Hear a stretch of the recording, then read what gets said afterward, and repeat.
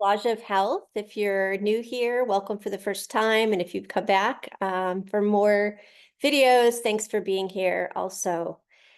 So today I went into the Akash and it was interesting because I got a message that kind of coalesced with the automatic writing. So sometimes that happens where the message comes in and then it just becomes like this automatic writing exercise of information that seems more coherent than if it's just cryptic. So it's a short message. The first part of the message is personal to me. I will say it had to do with moving forward with some of my plans in my future, which I thought was really positive this fall. So it indicated to me that life will go on and whatever's coming, I should continue with my plans with gusto.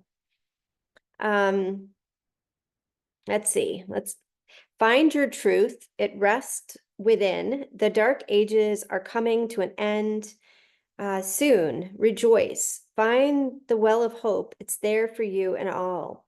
The mysteries of the universe will be solved. Swamplands of despair cannot stop the flow of love that will overcome it.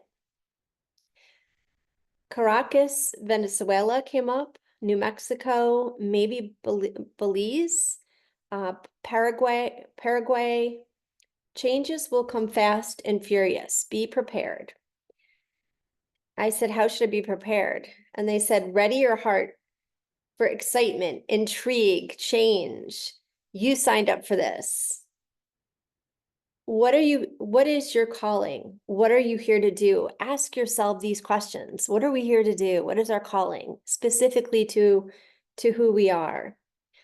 And then they said, if you can't find the answer, always remember that your purpose is to love, always to love.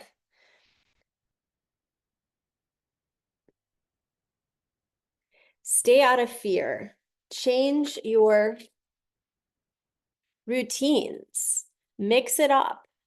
Find new ways of doing things. Challenge the paradigm you live under. Think of and I think of the garbage, so my garbage disposal, when they said that, change the paradigms under which you live, my garbage disposal broke, I think a week ago, and I was looking to, replace it and got to get somebody to come and do it and buy it, yada, yada. And I thought to myself, well, what purpose does this garbage disposal have in breaking? And it came to me that it's so mindless to not, eat everything on your plate or to, when you're making rice and you rinse it out with water, it sticks to the bowl, and to only get, some rice out and then just rinse it up and put it down the disposal. And so it came to me that the disposal breaking made me more mindful, that I'll be more likely to put those extra rice pieces in the compost, and that I'll be more likely to eat all my food, and to even have a cleaner sink, to rinse out my sink more often and, scrub it and clean it and, just, from a hygienic perspective. So yeah, that's, I guess, what came to mind for me. Like, we get into these routines and we get reliant on a certain way of living and being, which is a good thing in a way, right? In Ayurveda, it's called dinacharya, daily routine. Have a daily routine and stick with it. And yes, I agree that that is, true, but I think we can get really stuck in our daily routines, especially if we tend to be very much earthbound people who are vata, who are like me, need the daily routine more than other people, probably. People who are in the ethers, in the Akash, and in the air, and, creators and thinkers, and, we're here. But people who are very stuck in the routines and have a really hard time changing, those are the people who especially need to mix it up. Don't be in fear. Don't be stuck in how things should be. Dark days will be followed by light days. And then I saw like hymnals being sung from celestial beings, and they will usher in the new age. So this is really interesting. These celestial beings were like singing, we're going to usher in the new age. And I got out of the Akash, right? I could literally close the records. I had to do some work in my kitchen. So I turned on music.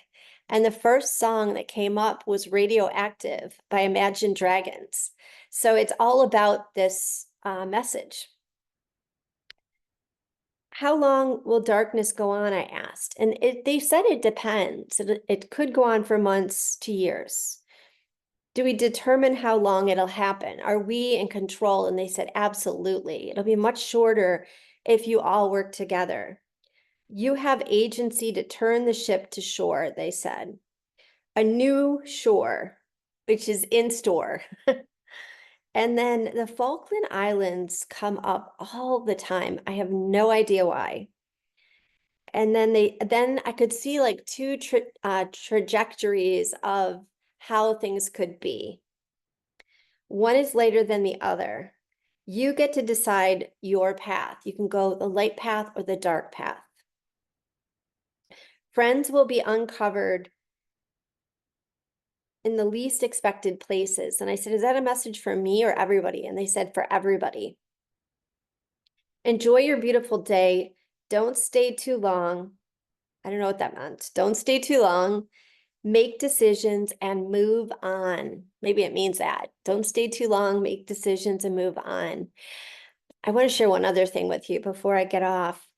I'm doing, I think I mentioned the Ayurvedic cleanse through the Ayurvedic Institute, and I had no idea how rich it would be when I signed up for it. I thought it would just be, you order your khichdi and make sure you have nasya, and you do abhyanga, and we do bastis, which are enemas and things like that.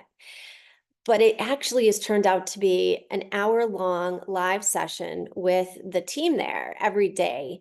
And it's been really cool because they start out with a meditation and, checking in. They've showed videos. They mentioned Richard Rohr on one of the sessions, which I had never heard of Richard Rohr. He's a mystic, Franciscan mystic. And yeah, excuse me, I'm emotional with this cleanse. I get choked up easily. So it's just been really nice. And then every day they have a taped yoga class and a taped meditation class, and they offer these cleanses 3 times a year with the season changes. So if you want to catch the next one, it'll be when winter turns to spring, or wait, when fall turns to winter, I guess. I think it's when fall turns to winter. But one of the exercises we had to do today was to observe. So all these feelings and emotions are coming up as we do this cleanse. And we were told to observe our anger, our frustration, our jealousy, our envy, all our dark emotions. And the question was, what am I afraid of losing or gaining as these emotions come up? And so I wrote down, they said, just do automatic writing, basically. She didn't say automatic writing. She said, just free flow write. And so I did my free flow automatic writing. And I'd like to read this to you because it has to do with the shadow. And that is something that I think it's so important for all of us to look at, our shadow. And I really believe these words came through me, not excuse me, I'm just really choked up today. I feel these words came from the divine, so I'm going to read them to you. I'm afraid of losing hold on a part of life that wants to be seen and heard, even though it doesn't exist anymore. A me that I think I have left behind rather than the me that takes everything with me and transmutes it into the heart space for recognition of the all. It is easy to default to the other and what is missing rather than be seen in the auric field of self and all the perceived misgivings. It requires being the witness. Ah, I see me and you, and all is okay. So